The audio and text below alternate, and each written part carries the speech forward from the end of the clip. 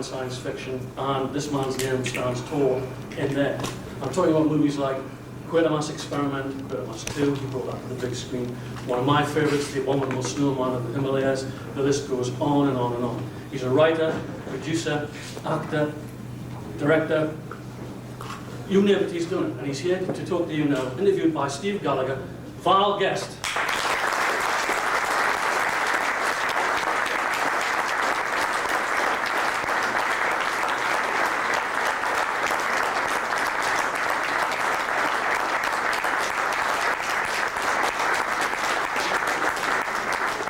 So, Val, it's lovely to see you here. What brings you to England? Because you live in America. Is it Palm Springs at the moment? In Palm Springs, yes. I came here because I had to go and see my publishers because my autobiography is coming out next April, so you all have good warning to leave the country. So I had to come over and do promotion talks and things like that about it.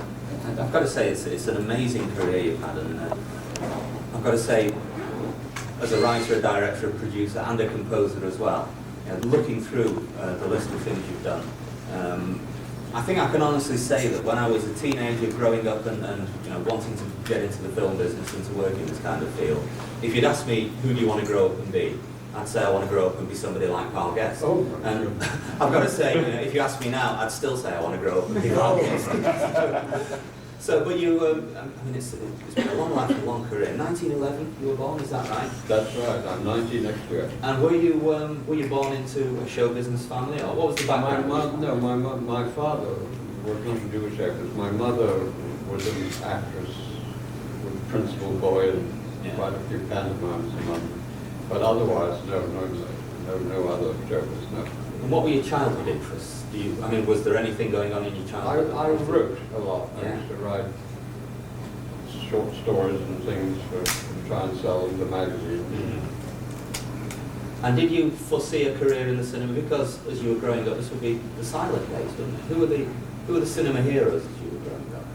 Oh, when I grew up, I was once taken to it was then called the London Pavilion at Marble Arch, and they were showing a Valentino picture, Son of a Sheep, I think, and Valentino was there. Yeah. And my nurse, at that time, my nanny, took me to see the show, and afterwards, he was being presented, various people being presented to Valentino, and she pushed me in the line. Yeah. So I found myself with Valentino patting me on the head and saying, "Hello, my little man." And I was more thrilled than if Laurel and Hardy had patted me, because I at last was a little man. I was only a little man. Well, that's silent days, yes, I remember. Yeah. And you were writing short stories as a kid, and your first employment, I think, was you were selling your writing. Is that right? Was doing what? What was your first employment? The first way you made a living? My first steady employment? Yeah. Oh yes, I was with the Asiatic Petroleum Company. My father somehow got me a job there in the accounts department. And I don't know, I was on the fuel oil of Australia, I remember. And how they didn't get £5 million out of pocket with my adding up, I don't know, but I wasn't there very long. Yeah. But you were a freelance for various newspapers? Freelance, yeah, I was a freelance journalist for many years. Yeah. And I believe that it was your freelancing that was your entry into the film business. Well, yes, in a way it was, because I went to interview a comedian called Lupino Lane, who was a director as well as a silent movie star with Chaplin and all that gang. And I went to write his life story for him, and he was pleased with that, and he said, "Would you like to come and write on my scripts?" That's how I entered the business. Yeah. I also heard a story that you quite savagely criticised. Oh, well, yes, that was a very well-known director, all the Will Hayes and everything, Marcel Varnell. When he was in Hollywood, he made a picture which I was then working for the Hollywood Reporter as a columnist critic, and I wrote in the brashness of youth I wrote, if I couldn't write a better picture than this with one hand tied behind my back, I'd give up. And he protested to Billy Wilkerson, the publisher, and said, if your columnist is so damn clever, let him write my next. And I was called into the office, Hollywood reporter, and told, look, you can't make this paper look a damn fool.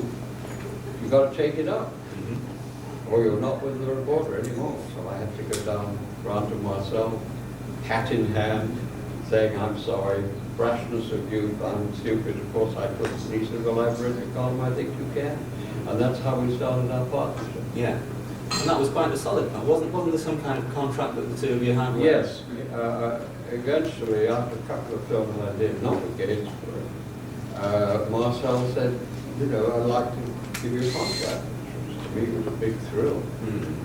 And so I was under contract with Marcel. He couldn't write, he couldn't direct anything I didn't write, and I couldn't write anything he didn't direct, one of those. And when Gainsborough signed him, he brought me along. I was Excess Package, that place.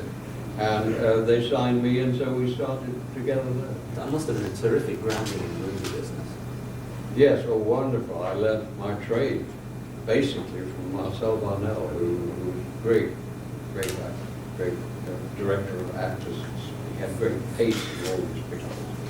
Was this the period when you were working in the same studio as Hitchcock?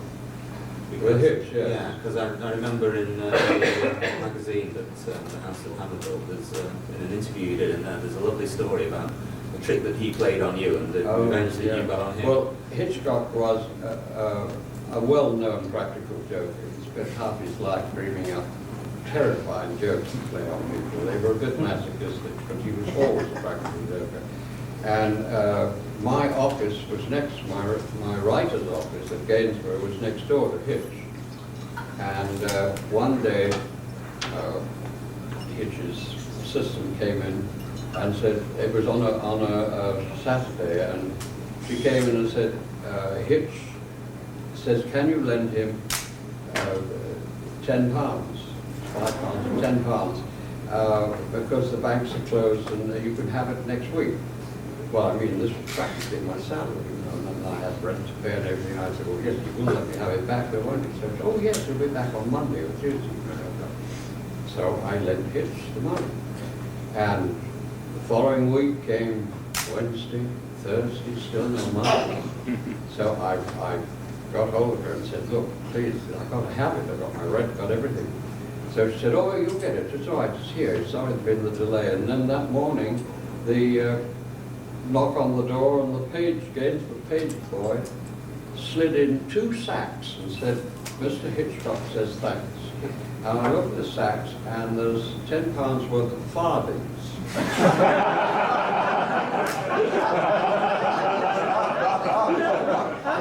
And there it was. And then what do you do? How do you get these? I mean, there were hundreds. 4 farthings to a penny, 240 pennies to a pound. You can imagine how many farthings.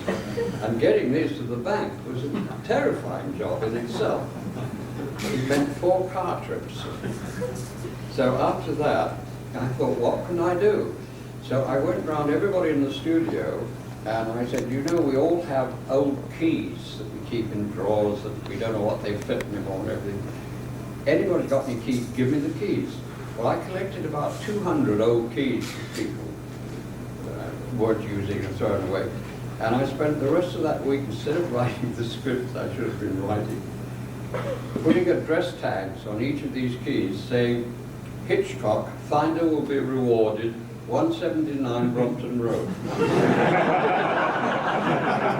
And the whole gang in the studio, the whole gang of us, we took these keys and we dropped them in buses, Greyhounds,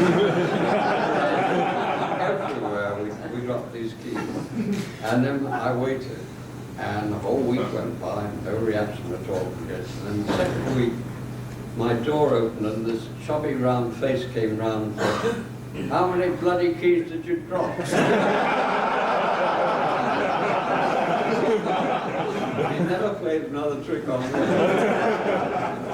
What was it like writing for Will Hay? Because I've got to say, out of all the comedians of that era in British cinema, and there was Will Hay, there was Arthur Askey, who I think is probably due for reassessment and reappreciation sometime in the near future. But out of them, it seems to me that Will Hay is the guy whose comedy has lasted. So, I mean, it's classic in its timeless, and it doesn't date.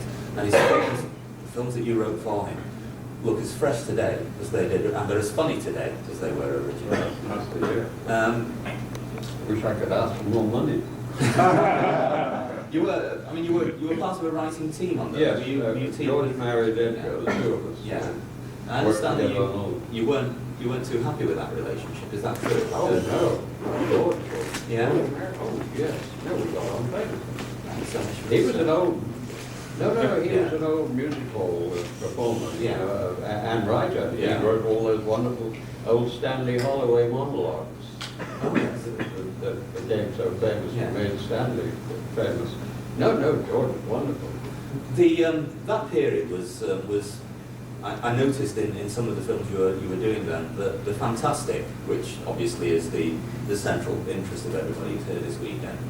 But I mean, you contributed to the script of The Ghost Train, the Arnold Ridley stage play that was filmed with Askey and Richard Murdoch, and also there were some kind of jokingly supernatural themes in the Hay films themselves. Yeah. Did that reflect an interest you had, or I mean, because you were to go along a path which, although it covers just about every kind of film imaginable, there is a very noticeable central body of your work of really excellent British science fiction movies, and characteristically British science fiction movies. And I'm just wondering if, in all of the stuff you were doing, that was just a groove that you hit, and a theme that you hit on and happened to go with, or whether it was somewhere you always thought you would go. Not that I know of. No, I have no interest. In fact, when they gave me the Quatermass scripts, Tony Hines asked me, you know, if I'd like it. I must be the only person in England who never saw the television series, the Quatermass experiment, and Tony Hines asked me if I'd like to read the scripts and see if we could get a film script out of the 6 television series scripts. And Yolande and I were off to Tangier for 10 days holiday or something. And in those days you went from Northolt Airport. And we were at Northolt, and Tony Hines arrived with a great bundle of 6 television scripts. It's all you need on an airplane. And I took it to Tangier and left it by the side of the bed. And at the end of the first week, Yolande said to me, "Aren't you going to read that?" And I said, "Well, you know, I'm not really into science fiction." And she said, "Since when have you been ethereal?" I thought, well, I better read it. And I read it, and I was absolutely hooked. I read it on the beach, and I thought it was absolutely fabulous. Yeah. So I wasn't a science fiction man at all. But then, obviously, I got hooked. So that was a great mess. And you did the adaptation of Nigel Neal's script. Of the first one, There was a sole credit on the first one. Yes. So you did that entirely alone. Yeah. How did you approach that? How did you tackle the structure? Well, never having done science fiction, I wanted to try and make it. I mean, I know it's regarded as a horror film. I regard it as a science fiction film more than a horror film, but anyway, whatever it is, I wanted to approach it from a different way and treat it almost as though I was doing a documentary on a rather strange happening.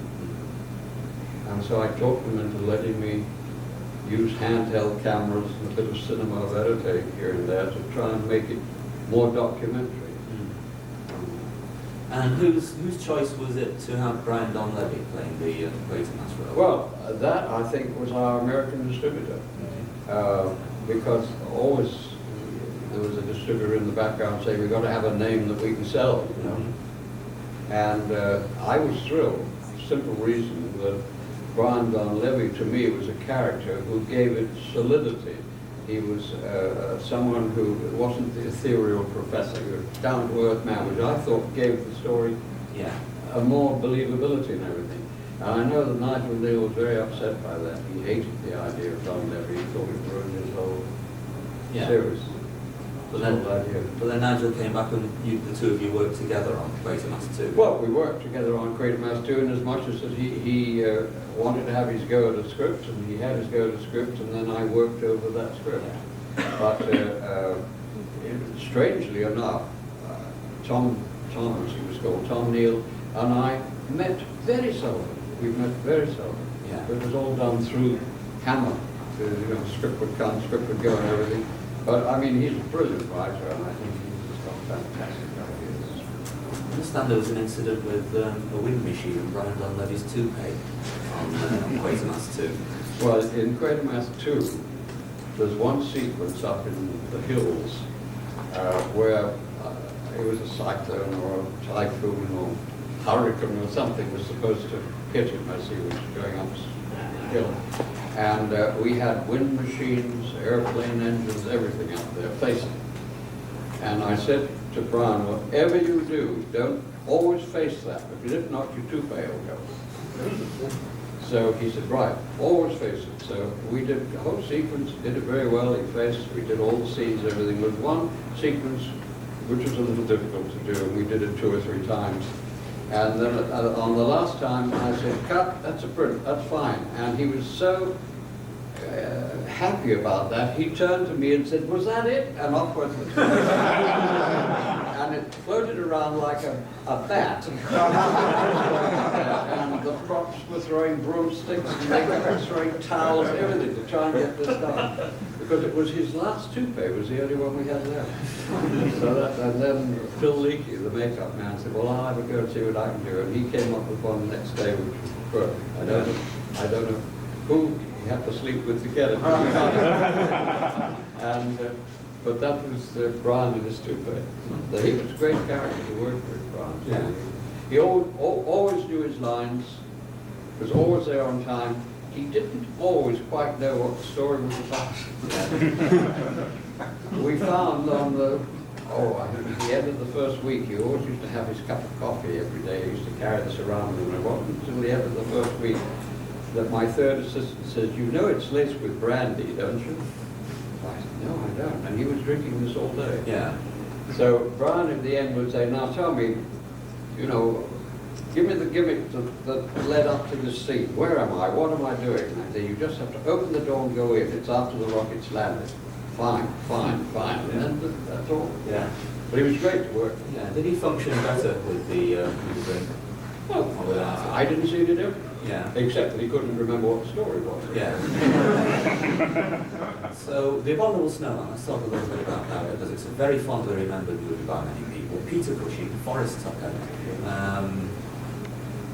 very well mounted Himalayan backdrop, all done on the soundstage. Apparently Forrest Tucker used to say about the trials that he had. Oh yes, but it wasn't all done there, because we did an awful lot in the French Pyrenees at Lamontie.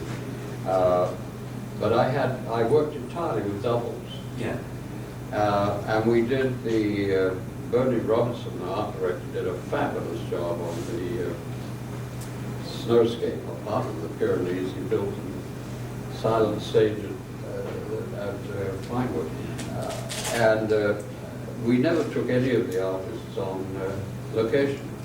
And I was very amused to read in all sorts of magazines in America afterwards, Forrest Tucker saying what hell he went through shooting in the Pyrenees. And he gave all sorts of fantastic stories about what had happened during the filming in the Pyrenees, but I never let on to him. He's gone now. So Actors, don't you love? yeah. So yeah, tell us a little bit about the way that you came to that job. And that was another TV. You came to the job of The Abominable Snowman. That was another TV play, wasn't it? That Yes, it was another time. Well, they got Tom Neal wrote a script for that. They brought the script to me and said, would I like to do it? Yeah. And it was too long. It was a good script, but it was a little too long for film. Yeah. It's great to read. I mean, he's fantastic writing, his insight, and his but you can't do that on the screen because people are going to go. So you have to condense it. And I don't think Tom Neal ever forgave me for doing this to him. But that's how I came to get that film. Yeah, and you worked with Peter Cushing on that. Have you worked with Cushing before? No, I haven't. I knew Peter, but he was a wonderful guy. Wonderful. Enormous sense of humor. And you would never know, with all the scholarly parts he played and the fact that he was with the National Theatre and all that. He was an East End Cockney boy when he started. And his wife was the one that made him learn to speak and to think and almost trained him for that. But inside he was still an East End boy. And sometimes at the end of the most dramatic scene, I would say cut, there would be a silence on the set, and suddenly Peter would say, yippee, and break into old Mother Brown. And he's up on extraordinary to see this distinguished actor. He was a great character. How do you tackle the process? How long does it take you? How many drafts do you do? Well, it depends entirely on the subject. If you've got a subject pretty well mapped out in your head before you start, it doesn't take that long. Yeah. Normally I used to map them out before I started, so at least I knew where I was going. Yeah. And the main thing was is get on with it. Was that all in your mind, or did you write an outline? Oh, I would always write an outline, yes. But when you say an outline, unless I had to sell it to somebody, if I had to sell somebody the idea, then you have to write a treatment, and that's a big to-do. But you don't write the treatment you want to film. You write the treatment you think is going to sell them into letting you film. So that's not the same thing. No, I always did what I used to call a one-line treatment, which was just doing the headings of each sequence you were going to do and what they led to. Yeah. Very brief. So I want to just talk briefly about a movie which I know is not a favourite of yours, but it's of the genre, and it's held in some affection by a lot of people, and that's When Dinosaurs Ruled the Earth. Yeah. One of the reasons why it's of interest to aficionados is that apparently when you came to do it, you were handed a treatment by J.G. Ballard, a 2-page treatment. Yeah. That was like the origin of the whole thing. But you then had to write the entire script, and the entire script consisted of a completely invented language that you had to make up. Yes, and a complete story, really. Yeah. So what were you handed in the first place, and what did you have to make of it? I was handed a 2-page treatment which spoiled my holiday to start with. And I was told that Jimmy James Carreras, head of Hammer, had got his art department to do a wonderful poster of a dinosaur with a girl in its mouth, and then said, write a story to fit that. That's how a lot of those Hammer pictures started out. It was tough going, but anyway, and I was hoping, as our holiday pad that was in Malta, I was hoping that we could film it in Malta, my home ground.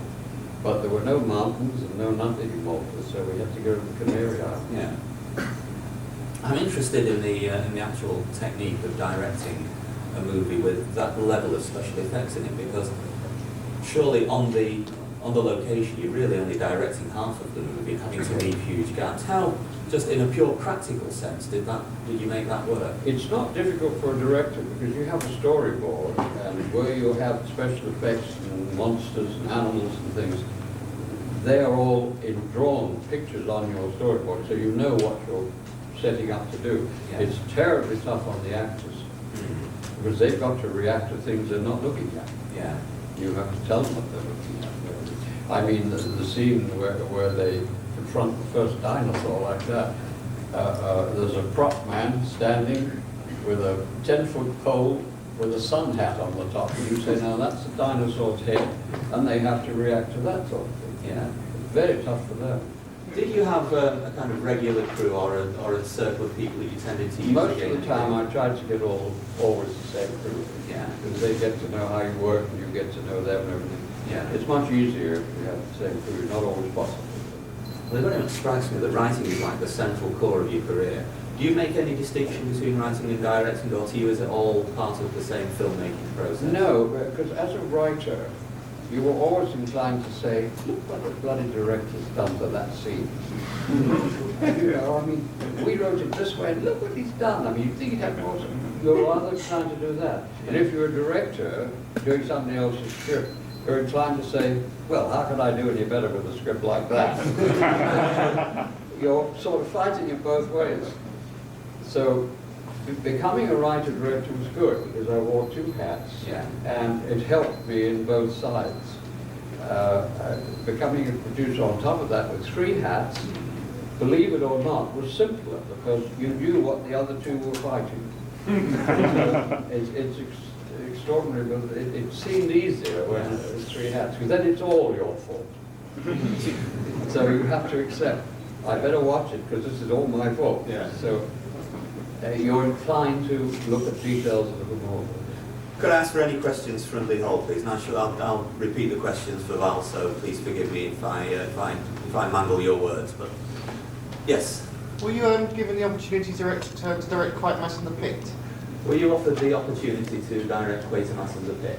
No, I wasn't. I was on another picture at the time when it all came out. I think by then I'd started my own outfit. Yes, there was one over here.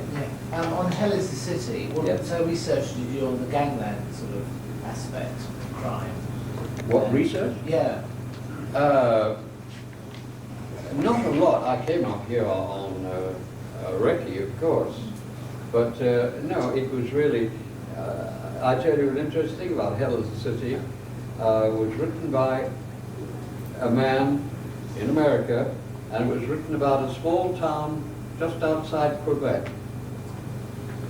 when they bought the book. Harry Proctor, his name, and he'd written this story about a small town outside Quebec. And Hammer had bought it, and they brought it to me and said, you know, what can we do with this? And the idea was, should we make it in, as though it was in Quebec, or what? And I changed it to Manchester instead of Quebec. That's all. So as far as gangs are gangs everywhere, aren't they? So I didn't do any research on that. No. There was plenty of it around. Hell is the City was quite noticeable for its use of real-world locations at a time when not a lot of reality was present in British movies. Most of them were obviously shot in the London suburbs and in the studio. Yes. But here you brought the camera on location in the city that I grew up in, so could recognise it. Yeah, well, that is very much due to Michael Carreras, who was a great producer, in as much as you always knew you had backup when Michael was doing it. He was very, very good at that. With Casino Royale, with so many directors, how did the filmmaking process work? With Casino Royale, your involvement in that? Yeah. 70 directors, yes. Well, apart from money-wise, that was one of my fiascos that I worked on, which there are several. But you had to draw that one. Very great. But on Casino, it started off with just two of us. I hate to say this, John Huston and myself. And then Charlie Feldman, our mad producer, who one day, I mean, he was a very cuddly man. One day he wanted to hug him, the next day he wanted to throttle him. Then he wanted to do segments of get 3 or 4 directors and each do your own segment. So it was one of those things. It ended up, I mean, one of them got fired, one of them quit or was ill or something. It ended up with virtually John and myself on it. And then John got fed up with it. And I was left holding the baby. But I mean, that's all. We never interspersed. The directors, apart from John and I, you have to know each other. We didn't intermingle it, you know. It was one sequence, one segment, as he kept calling it, would finish, and then the other one would start, unless you were overlapping with artists. Yeah. Is it accurate that I heard that you were actually offered Dr. No to direct? Yes, I was. Yeah. It was before Bond started. And they asked me, they had 2 books, 2 paperbacks they gave me, who were going away on a holiday again. And they gave me these 2 books to read to see which of these, if either, I would like to make into a movie. And I took Dr. No and Thunderball away with me. And I said, Thunderball, yes, it's great. It could be a great picture. But Dr. No, that's the second feature. You're joking. And because they were going to do it absolutely seriously. And so I said no. And they said they couldn't do Thunderball because Kevin McClory had rights and there was a court case and something was going on. So there was only Dr. No, and then I went on with my life. That's the way I lost my first million. But what is interesting is they shot it absolutely seriously, that picture. And at the first trade showing of it, everybody laughed. And Harry and Cubby Buckley were horrified. The exciting special agent picture were being laughed at. And it was quite a while, and they took it away to see what they could do before they realized that if they slightly sent it all up, they had a gold mine, which is what the other ones did. Yeah. In fact, they went back and did something to this one. Is it not true that you pushed them in the direction of Sean Connery for casting as well? Well, yes, because they were talking also, they had George Sanders' brother, I can't remember his name. Tom Conway? Tom Conway. Tom Conway. Tom Conway in mind, and 2 or 3 other slightly improbable, I thought, because Ian Fleming, when he wrote it, he wrote James Bond in mind. He had David Niven. He always wrote James Bond as David Niven, so that when the first book came out, which he had terrible trouble publishing, I won't tell you, the first Bond book, the first person who got it was David Niven. Yeah. And David couldn't do it anyway at that time. But yes, they were trying, and I said, there was a fellow at Shepperton, it was Sean, who was just a small part player then, and he was playing an aircraftsman. There were 3 aircraftsmen in this movie, whatever it was called, I don't know. But all the girls in the studio had gone mad about Sean. The wardrobe were in love with him, the press department, all of them. And so I told Harry about this. I said, there's a guy down there, he's got a cute accent, he's got everything, and the girl's going mad about him. He's sort of Bond that I would see, you know, you can't get Niven and everything. And then I left the whole outfit, and the next thing I knew, Sean Connery was playing Bond. Wonderful. Any more? Never got any commission. I enjoyed your films in the Hammer House of Mystery and Suspense series, and I wondered if you could tell us a little bit about how you became involved in that and whether you enjoyed working on them. Oh, yeah, well, Roy Skeggs, who then owned Hammer, bought Hammer, called me up and asked me what I'd like to do, a couple of them. I said, why not? I'm not a television man, I mean, a television maker at all. I mean, I wish I was. I was very worried about television when they first asked me to do The Persuaders. And I said to Bob Baker, look, I'm not a television man. No, you would get a television man for this. And I think a couple of days later, it was a ring on my doorbell, our house. We were then in St. John's Wood. And there is Roger Moore and Tony Curtis on the doorstep. And Roger says, I understand you don't want to work with us. And Tony Curtis says, what is it, our personality? So I came in and I tried to explain to them, look, I'm not a television man. I don't know how to shoot television. And Tony Curtis said to me, look, shoot the same as you would a film, but cut out the long shots. That's all he told me. And before they left, they taught me into television. But it was a bit frightening. To suddenly go into another medium is not easy. Even with the experience that you've had, you still kind of felt like a debutant. Yes, yes, you do. You're the new boy. And then, because you realize, I sat up in bed with a stopwatch after that, timing the length of scenes on television. And you found that you couldn't hold a scene for more than a minute and 30 seconds before you had to cut to something. You know, you learn an entirely new sense of time in television. Yeah. I think we can perhaps do one last question. Yes? Can you tell us about the origins of Camp on Blood Island and where you got all your Japanese extras from? Oh, yes.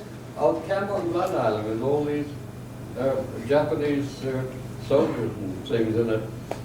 The casting office, we're having terrible trouble getting all the Chinese we need, all the eyes. And so they conscripted practically every Chinese waiter in London. And so we had a whole production full of Chinese waiters, which was very fun, because for years after I would go into a Chinese Chinese restaurant, and the waiter would come and say, hello, Val.